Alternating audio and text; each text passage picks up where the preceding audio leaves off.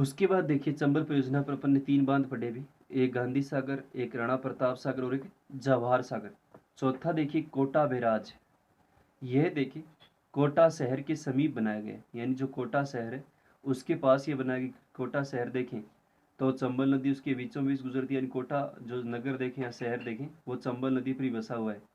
और केवल सिंचाई की सुविधा के उद्देश्य से बनाए गए बांध को क्या कहते हैं? बैराज कहते हैं। यानी ये छोटा प्रश्न भी 1 नंबर का आता है कि वह ध्यान रखना है कि बैराज किसे कहते हैं। यानी केवल सिंचाई की सुविधा के उद्देश्य से बनाए गए बांध को क्या कहते हैं? बैराज कहते हैं। जैसे हरिके बैराज अपन ने पढ़ा था इंदिरा गांधी नहर परियोजना में। तो ऐसा बांध होता है जिससे केवल सिंचाई के लिए क्या निकाली जाती है? नहरें वगैरह निकाली जाती हैं, शाखाएं वगैरह निकाली जाती हैं। तो उसको ही अपन क्या कहते हैं? बैराज कहते हैं। तो छोटा प्रश्न कई बार आता है कि बैराज किसे कहते हैं, कि केवल सिंचाई की सुविधा के उद्देश्य से बनाए गए बांध को क्या कहते हैं? बैराज कहते हैं। और इसमें देखें तो 2 नहरें निकाली गई। एक दाई नहर जो पार्वती और परवन नदी को पार करके मध्य प्रदेश में चली गई है, यानी 2 नहरें निकाली गई। एक दाई नहर है, यानी दाई तरफ से जो पार्वती और परवन, यानी कोटा की सहायक नदियाँ छोटी छोटी पार्वती और परवन, जो इससे कोटा, बारा और इनमें बहती हैं जिलों में, और मध्य प्रदेश में चली गई। जबकि दूसरी देखें तो बाई नहर है जो राजस्थान की कोटा और बूंदी जिलों में सिंचाई और क्या करती है? जल आपूर्ति होती है। यानी बाई नहर देखें तो राजस्थान की कोटा, बूंदी इन जिलों में देखें तो सिंचाई के लिए सिंचाई के लिए भी कराती है और जल पेयजल के रूप में भी क्या करती है? जल आपूर्ति करवाती है। तो ये है चौथा अपना कोटा बैराज। यानी बैराज इस प्रकार का बांध हो गया जिससे केवल सिंचाई की सुविधा के उद्देश्य से बनाया गया जो बांध होता है वही क्या कहलाता है? बैराज कहलाता है। और ये कोटा शहर के समीप या पास ही बनाया गया। और इससे देखें तो 2 नहरें निकाली गई। एक दाई नहर है जो पार्वती और परवन नदी को पार करके कहाँ चली गई है? मध्य प्रदेश में चली गई।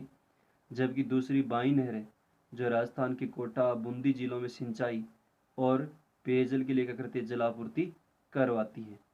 तो ये अपन ने इस चंबल परियोजना पढ़े, क्या पढ़े? 4 बांध पढ़े।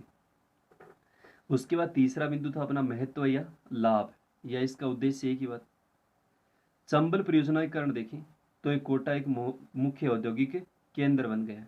यानी चंबल परियोजना के कारण देखें दो जो कोटा शहर है या कोटा जिला देखें अपन, वो औद्योगिक केंद्र बन गए, यानी बहुत बड़े उद्योगों का केंद्र बन गए यहाँ पर। क्योंकि देखें तो कई सारे उद्योग यहाँ पर लगाए गए चंबल परियोजना के कारण, कि बांध वगैरह बन गए तो सिंचाई वगैरह भी होती है और जल विद्युत का उत्पादन भी किया जाता है। तो बहुत बड़ी औद्योगिक इकाइयाँ इन क्षेत्र में क्या की गई, जिस जिले में स्थापित किए गए हैं। और पहले देखें तो चंबल परियोजना के कारण क्या था, बहुत बड़े क्षेत्र में चंबल नदी में अधिक क्षेत्र में क्या जाती थी? बाढ़ आ जाती थी। तो बाढ़ के नियंत्रणों के साथ ही 5.6 लाख हेक्टेयर कृषि योग्य भूमि में सिंचाई की सुविधा बढ़ी है। यानी प्रारंभिक उद्देश्य यही था चंबल का कि विनाशकारी जो लीला की बहुत बड़े क्षेत्र में देखें तो इससे फसल वगैरह नष्ट हो जाती थी और बहुत बड़े क्षेत्र में क्या पहुंचाती थी? बाढ़ आने का नुकसान होता था। तो बाढ़ पर नियंत्रण किया गया और इसके साथ साथ देखें तो 5.6 लाख हेक्टेयर जो क्षेत्र था उस पर सिंचाई की सुविधा भी इसमें की जाती है। और इस क्षेत्र में कृषि का तेजी से विकास हुआ है, क्योंकि सिंचाई की सुविधा उपलब्ध हुई तो कृषि कार्यों का भी क्या है? बहुत ज़्यादा विकास हुआ है। यानी ऐसी व्यावसायिक फसलों का उत्पादन क्षेत्र में किया जाने लग गया। और चंबल क्षेत्र में देखें तो पर्यटन को भी क्या मिला है? बढ़ावा मिला है। यानी बांध वगैरह बना दिए गए इस प्रकार के जो ये बनाए गए, तो यहाँ पर बहुत सारे जो पर्यटक हैं वो भी इनको देखने के लिए आते हैं। तो पर्यटन को भी क्या मिला इसमें? बढ़ावा मिला है। जल विद्युत शक्ति ग्रह हैं, नावें वगैरह भी चलती हैं इसमें। और तो पर्यटन को भी क्या मिला इसमें? बढ़ावा मिला है। तो ये थी अपनी चंबल परियोजना। तो इसको अच्छे से याद करना है तो छोटा प्रश्न आ जाएगा, बैराज किसे कहते हैं? तो अभी पढ़ाई अपन ने कोटा बैराज में कि केवल सिंचाई की सुविधा के उद्देश्य से बनाए गए बांध को क्या कहते हैं? बैराज कहते हैं। या फिर बड़ा प्रश्न आएगा 4 नंबर का कि चंबल परियोजना का निम्नलिखित बिंदुओं के आधार पर क्या कीजिए? वर्णन कीजिए। जैसे अपने पढ़ा साझेदार राज्य, इसके प्रबंध और इसका महत्व या लाभ या उद्देश्य इसके क्या थे। तो ये अच्छे से चंबल परियोजना याद करनी है।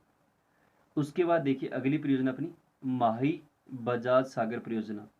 देखिए प्रश्न लिखा है मैंने, माही बजाज सागर परियोजना किन राज्यों की संयुक्त परियोजना है तथा इसका महत्व स्पष्ट कीजिए। यानी माही बजाज सागर परियोजना देखें तो वो है राजस्थान और गुजरात की संयुक्त परियोजना है। यानी कई बार छोटा प्रश्न भी आता है, जैसे चंबल परियोजना पूछा कि चंबल परियोजना किन दो राज्यों की परियोजना है, तो वह क्या लिखोगे, राजस्थान और मध्य प्रदेश की। और अगर ये पूछा जाए कि माही बजाज सागर परियोजना किन दो राज्यों की है, तो किन की है, राजस्थान और गुजरात की संयुक्त परियोजना है। इसमें राजस्थान का हिस्सा देखिए 45% है और गुजरात का हिस्सा कितना है, 55% है। यानी दो राज्यों की परियोजना है और इसमें देखें तो राजस्थान का हिस्सा आता है 45% और गुजरात का हिस्सा कितना है, 55% है। उसके बाद देखें इसका महत्व है, इस पर केवल एक ही बांध बनाया गया है, जो बांसवाड़ा के बोरखेड़ा गांव में माही बजाज सागर बांध है। और कोई ज़्यादा इसका महत्व नहीं है, केवल आदिवासी क्षेत्र है उसमें इसका ज़्यादा महत्व है। देखिए सिंचाई और विद्युत की सुविधा मिलने के कारण बांसवाड़ा और डूंगरपुर जिलों के आदिवासी बहुल्य क्षेत्रों में आर्थिक और सामाजिक जीवन में बदलाव के साथ कृषि और औद्योगिक क्षेत्र में तेजी से क्या है, बदलाव आया। यानी इसमें सिंचाई की सुविधा भी हो गई और यानी जो माही बजाज सागर अपन ने पढ़ा है, बांध बनाए गए बांसवाड़ा के बोरखेड़ा कस्बे में, इसमें देखें तो आदिवासी जो क्षेत्र है उसके आर्थिक और सामाजिक जीवन में बदलाव आए। यानी आर्थिक क्रिया में बदलाव है क्योंकि सिंचाई वगैरह सुविधा उपलब्ध होगी, तो कृषि कार्य बहुत अधिक इस क्षेत्र में किए जाने लगे। और सामाजिक जीवन में देखें तो सामाजिक जीवन मतलब इनका जो आर्थिक स्तर था, क्योंकि पूरे आदिवासी क्षेत्र, इन क्षेत्रों में देखें तो शहरिया है, जैसे डामोर है, ग्रासिया, इस तरह की जनजाति वाला क्षेत्र पूरा ये है, तो इनके सामाजिक जीवन है यानी इनकी आर्थिक अर्थव्यवस्था देखें, व्यवस्था देखें तो उसमें बहुत ज़्यादा क्या है, बदलाव आए। और कृषि कार्य तो बढ़े बढ़े, औद्योगिक क्षेत्र में तेजी से क्या है, बदलाव है, क्योंकि जैसे ही बांध बनाया गया तो जल विद्युत का उत्पादन किया जा रहा है, तो बहुत सारी ऐसी औद्योगिक इकाइयाँ भी देखें इस क्षेत्र में क्या की गई, स्थापित की गई हैं। तो इसमें ज़्यादा विस्तार से याद नहीं करना है, इतना ही ध्यान में रखना है कि माही बजाज सागर परियोजना किन राज्यों की संयुक्त परियोजना है तथा इसका महत्व स्पष्ट कीजिए। तो यह परियोजना देखें तो राजस्थान और गुजरात की क्या संयुक्त परियोजना है और इसमें राजस्थान का हिस्सा कितना है, 45% और गुजरात का हिस्सा कितना है, 55% है। और इस पर परियोजना पर देखें ना तो एक ही बांध बनाया गया है, वो ध्यान में रखना है, कौन सा बांध है, ये माही बजाज सागर बांध है, जो कहाँ पर बनाया गया, बांसवाड़ा में बनाया गया है। यानी राजस्थान के बांसवाड़ा में देखें तो इसमें क्या बनाया गया, माही बजाज सागर बांध बनाया गया है। और महत्व देखें तो डूंगरपुर और बांसवाड़ा जो आदिवासी क्षेत्र हैं उनके लिए इस परियोजना का क्या बहुत ज़्यादा महत्व है। यानी सिंचाई वगैरह भी होती है, विद्युत की सुविधाएं मिली है। इसके साथ साथ देखें तो बांसवाड़ा और डूंगरपुर जिलों में देखें तो जो आदिवासी बहुल्य क्षेत्र, क्योंकि ज़्यादातर आदिवासी के शहरिया, ग्रासिया, डामोर, मीणा वगैरह ये जनजाति इन क्षेत्रों में निवास करती हैं, तो सामाजिक जीवन में भी क्या इसमें बदलाव आए और कृषि औद्योगिक क्षेत्र में भी देखें तो इसको क्या मिला, इस परियोजना से लाभ मिला है। तो ये थी राजस्थान और पड़ोसी राज्यों की संयुक्त जो बड़ी बहुउद्देशीय परियोजनाएं थी। यानी इंदिरा गांधी अपन ने पढ़ा जो राजस्थान की है, दूसरा अपन ने चंबल के बारे में पढ़ा जो राजस्थान और मध्य प्रदेश की है, और तीसरा अपन ने माही बजाज सागर परियोजना के बारे में पढ़ा जो राजस्थान और किसकी है, गुजरात की परियोजना है। उसके बाद देखिए राजस्थान में सिंचाई के विकास हेतु कोई दो सुझाव, यानी राजस्थान में जो सिंचाई है उसका और विकास करने के लिए किस प्रकार के अपन सुझाव दे सकते हैं। तो इसमें दो ही सुझाव देखने को ज़्यादा बड़ा प्रश्न नहीं आता है, किताब में 8-10 सुझाव दे रखे हैं, 1 नंबर का या 2 नंबर का प्रश्न इसमें आता है। सिंचाई अपन ने पढ़ाई था कि फसलों को कृत्रिम ढंग से जल उपलब्ध कराना क्या कहलाता है, सिंचाई कहलाता है। वर्षा के अभाव में देखें तो अपन नहरों के द्वारा, तालाब के द्वारा या कुएं या नलकूप के द्वारा जो जल उपलब्ध कराते हैं वो माध्यम ही क्या कहलाता है, सिंचाई कहलाता है। तो राजस्थान में सिंचाई का विकास और कैसे किया जाए उसके लिए अपन क्या सुझाव दे सकते हैं। तो पहला है उपलब्ध जल का सर्वाधिक संरक्षण आवश्यक है। यानी राजस्थान में जो भी उपलब्ध जल है, चाहे तालाब के द्वारा, जोहड़ के द्वारा, कुएं या नलकूप के द्वारा भूमिगत जल है, तो उनका सर्वाधिक क्या किया जाए, संरक्षण किया जाए, यानी बहुत अधिक से अधिक जल को बचाया जाए जो भी राजस्थान में जल उपलब्ध है।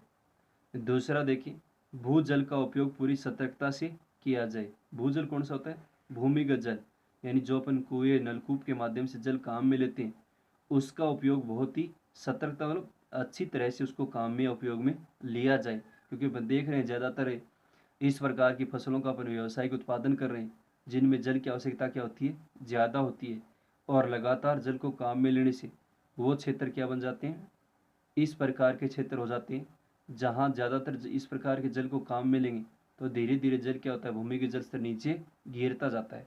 तो इसको भी अपन काम में लें, यानी भूजल को उपयोग में तो लें, लेकिन पूरी सतर्कता यानी सावधानी से क्या लेना चाहिए, काम में लेना चाहिए, इत्यादि को उसका दोहन नहीं करना चाहिए, अन्यथा भूजल का स्तर क्या नीचे गिरता जाता है, जो एक बहुत बड़ी समस्या राजस्थान में देखने को मिल रही है। बहुत सारे क्षेत्र देखें तो डार्क जोन के क्षेत्र में चले जाते हैं और वहाँ लगातार ये कुएं नलकूप क्या होते हैं, सूखते जाते हैं। तो ये दो सुझाव देखने, और भी सुझाव हो सकते हैं, जैसे फुहारा बूंद बूंद सिंचाई विधि का प्रयोग किया जाए, और इसके अलावा नई योजनाओं का चयन किया जाए, और इस प्रकार की तकनीक काम में ली जाए जिससे जल संरक्षण पर ध्यान दें, यानी जल को बचाया जा सके, इसका दुरुपयोग न हो। लेकिन दो ही सुझाव देखने कि उपलब्ध जल का सर्वाधिक संरक्षण किया जाए और भूमिगत जल जो उपयोग है उसका उपयोग पूरी सावधानी और सतर्कता से किया जाना चाहिए। तो ये याद करनी अपन को, चंबल परियोजना, माही बजाज सागर परियोजना और राजस्थान में सिंचाई के विकास हेतु कोई दो सुझाव। उसके बारे में अपन थोड़ा सा पेयजल के बारे में पढ़ेंगे और मुख्यमंत्री जल स्वावलंबन योजना के बारे में पढ़ेंगे।